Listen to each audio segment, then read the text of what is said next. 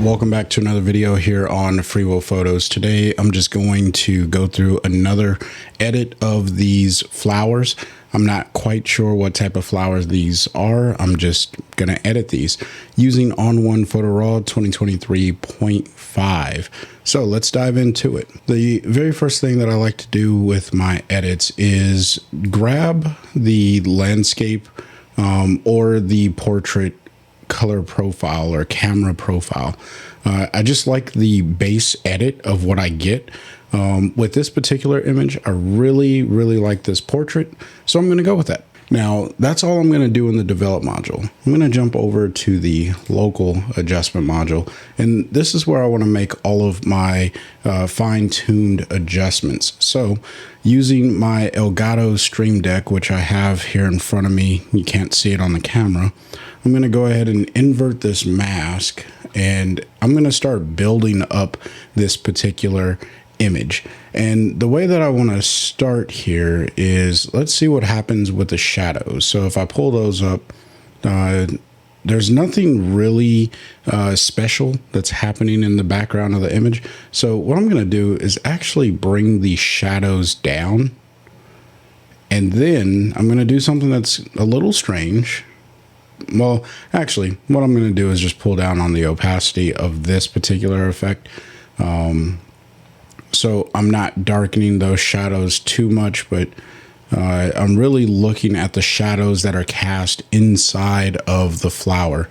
If I were to leave this opacity at 100% and I start modifying the shadows here, it's essentially doing the same thing. But what I'm going to do is throw on another adjustment to this particular adjustment in local adjustments. Just saying adjustments a bunch of times.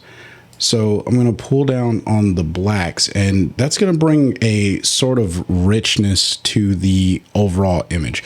So if I were to click this off and on, you can see that I'm darkening that background, and I'm going to start bringing a level of richness to this overall image.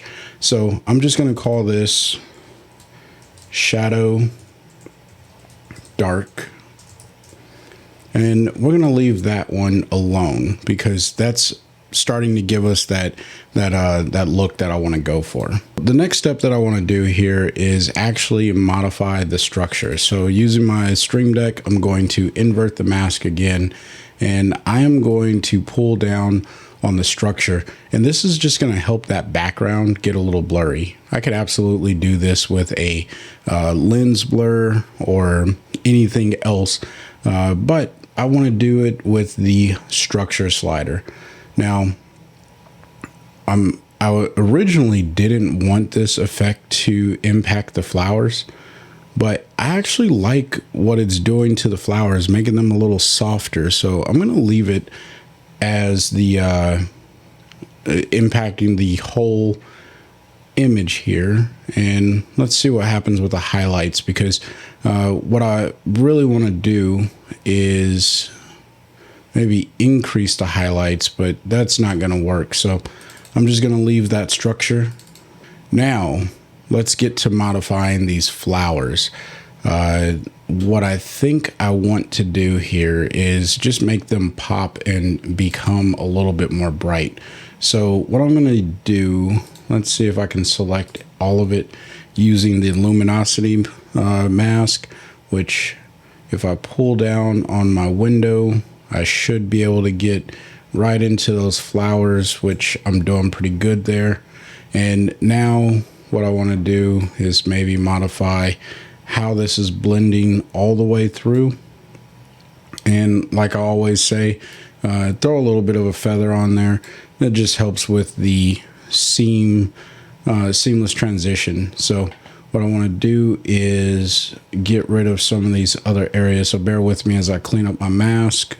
Okay, I think I got my mask cleaned up the way that I want it to be cleaned up. So let's go ahead and hit O. And now it's time for us to start making these adjustments. I'm going to increase the exposure. Let me just minimize my mask options there. I'm going to increase the exposure just a little bit. I don't think I need to get too crazy with this. and we'll pull down on the blacks. That's going to help with making them pop and stand out from that background just a little bit more. And let's mess around with the whites. I don't want to overdo it, so holding down the J key, I can pull up just until I start to clip.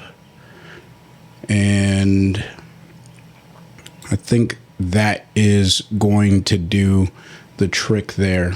Now, what I am realizing is that structure really is starting to impact the overall flower. Let me go ahead and turn off structure. Maybe not. All right, so we're fine. So photo editing is a lot of back and forth, at least for me.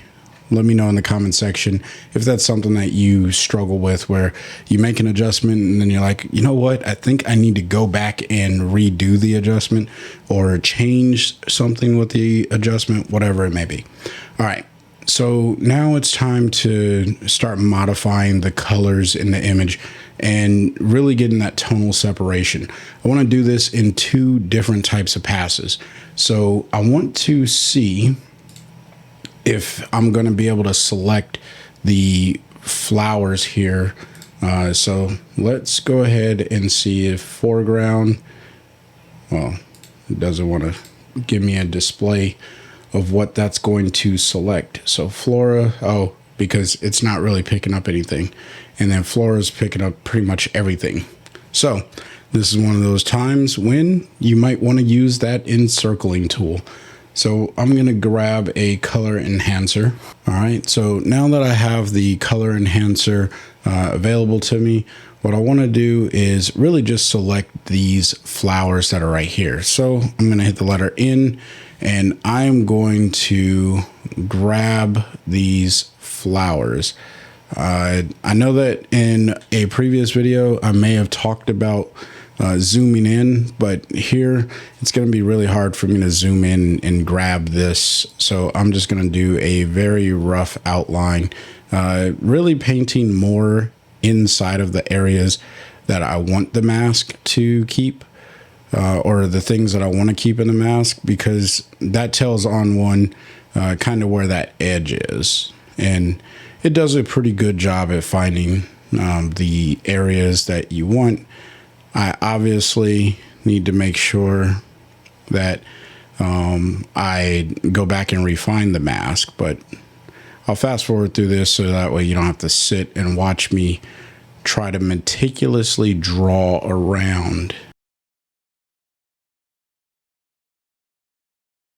All right, so now I've made it to the end of my masking option. What I'm going to do is let go. I'm on paint out because this is affecting the entire image, and I want to remove the effect from this image, or this portion of the image, I should say. So we're going to let ON1 do its thinking thing, and hopefully it gives us a pretty decent mask that we can work with. I know that there's going to be some gaps in it, so I'm going to have to refine those gaps, but hopefully, let's hit the letter O, and it gives us a pretty good mask that I can work with.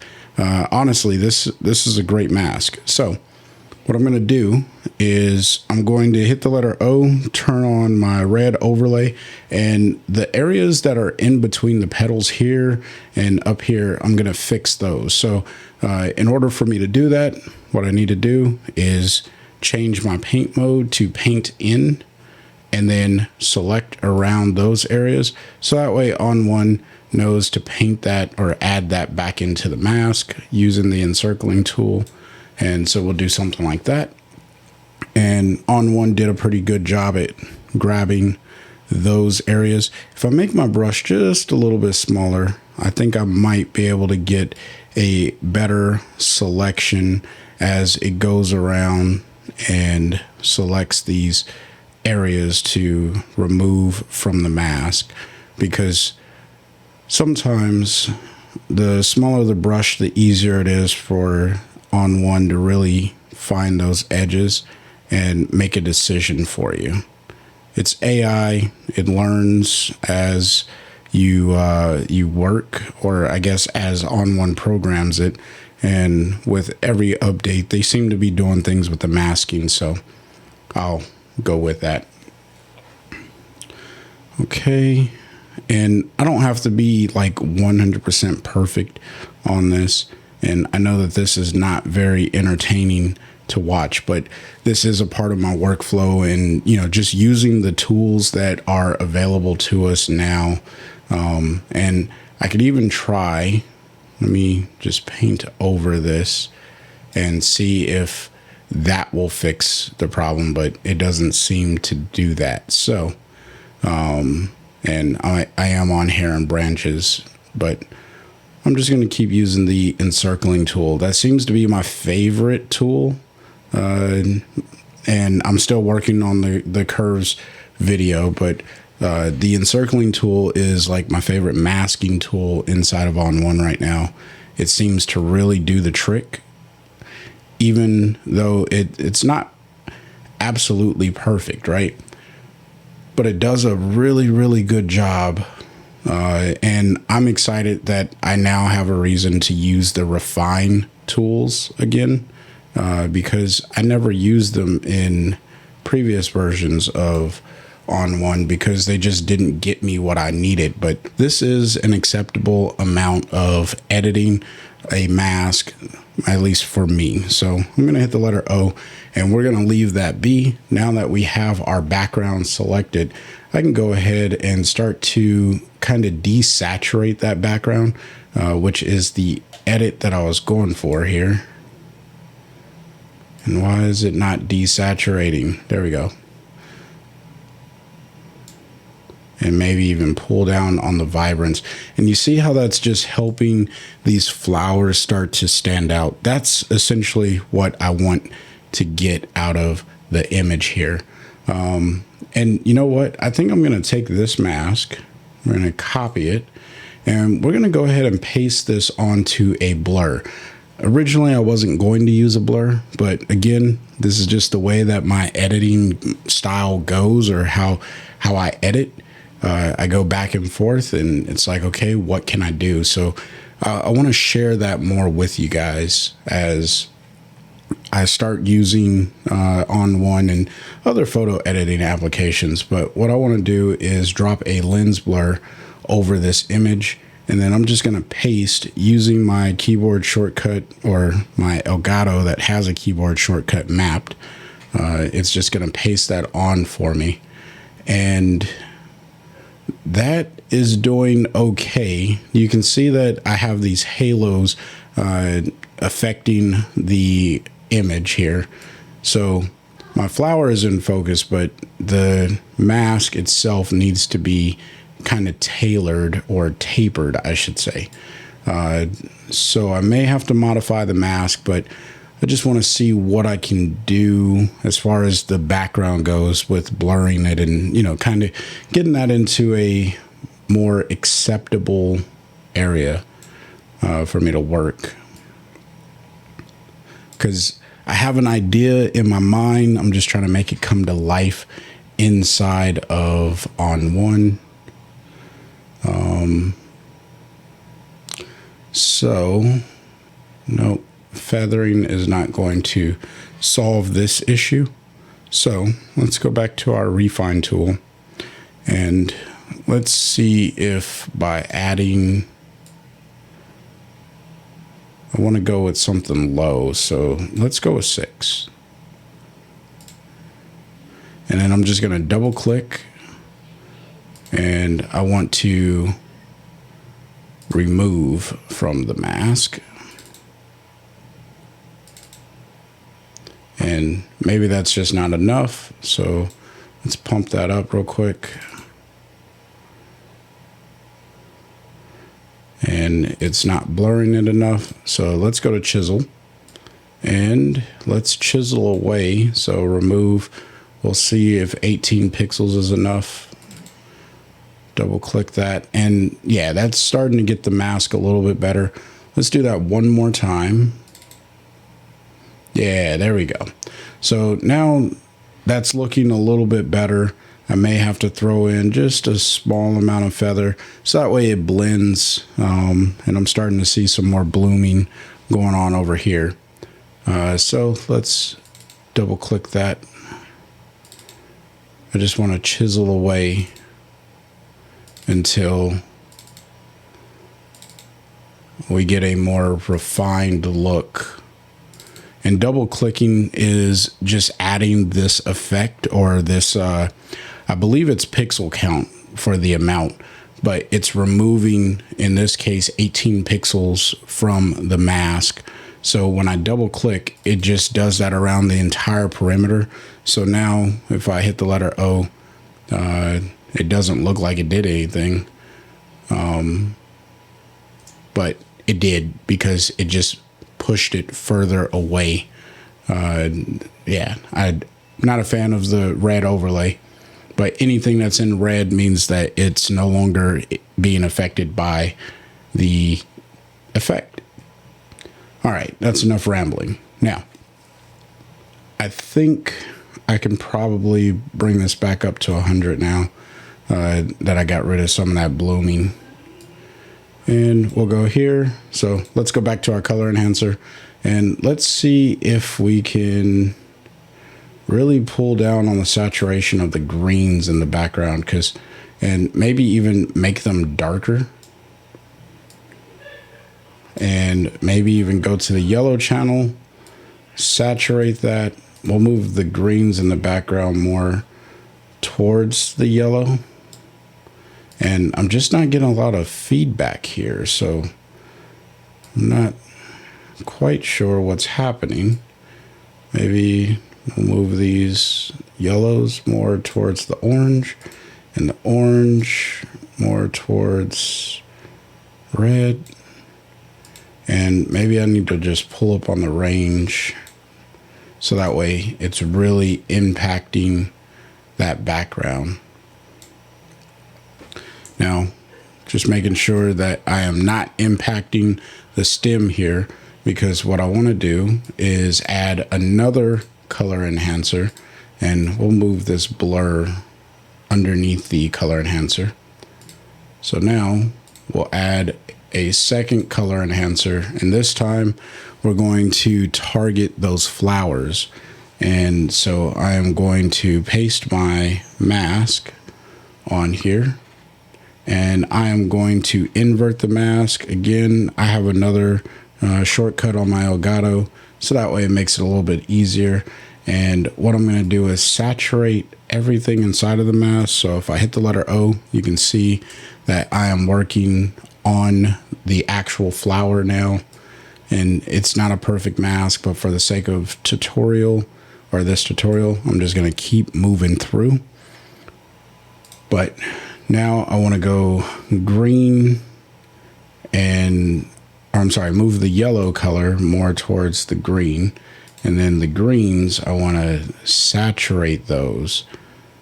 And then I want to make them brighter, so that way they really stand out in the image, and maybe even make the yellows a little bit brighter, and maybe add some more vibrance. So now I'm really starting to get that separation with the color saturation and the hues between what's in the background and what is in the foreground.